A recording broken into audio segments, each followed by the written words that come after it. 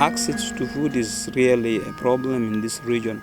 Like when it reach the month of July, August, where they are now waiting for the harvest,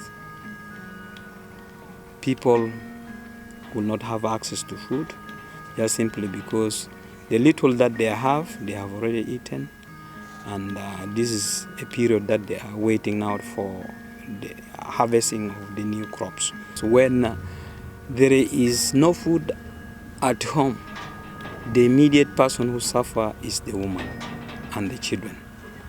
And you find that people start quarreling at home and people start fighting.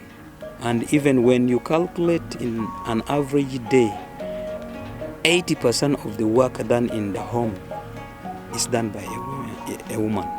So we want to engage also man, such that man will go to the field and cultivate, such that they produce enough food. And if they have enough food at the house, there will be no quarreling and people will be staying peaceful.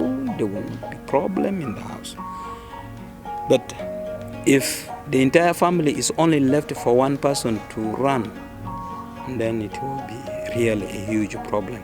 There is a cocktail of different causes. One, we have a lot of social norms within the community that undermine what otherwise these women of childbearing age can consume, so that children that are born or are brought up both physically and mentally healthy.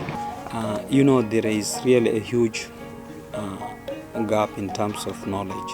You find that children are not allowed to eat liver.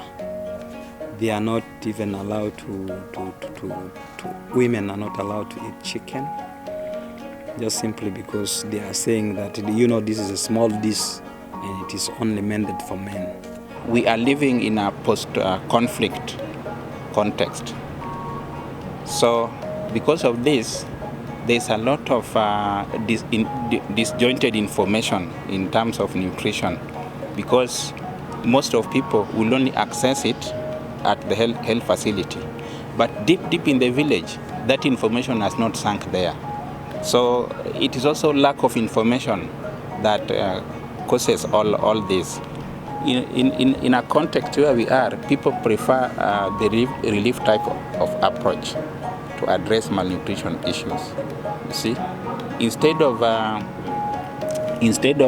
giving people skills to produce some of these energy-giving foods, oil-rich crops like groundnut, people will prefer to go for relief, because relief is cheap and there's in most cases there's lower accountability.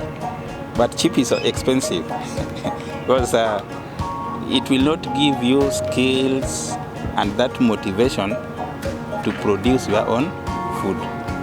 So UCAM is unique in the sense that other than using the therapeutic approach, which is done at the health facility, we want to address these issues in the community using the available food resources, so that a lot of awareness are created such that the community, the leaders, the TBS, the religious leaders all come together so that the issues of malnutrition can be addressed within the community using those available food resources without necessarily leaving it to degenerate into diseases that are very expensive to treat. And you see, like in our system, we have very few health facilities. So preventive measures in the community are better and cheaper in the long run if we can address them. Why do we bring even the traditional leaders? Because these are the key influential people in the community. At times, people, when they are sick, they want to visit anywhere. So when they go there, the traditional leader will be able to have that knowledge and say, no, this is a malnutrition case. I will not handle it. Let it go to the health facility, and he will, link that child to the health facility.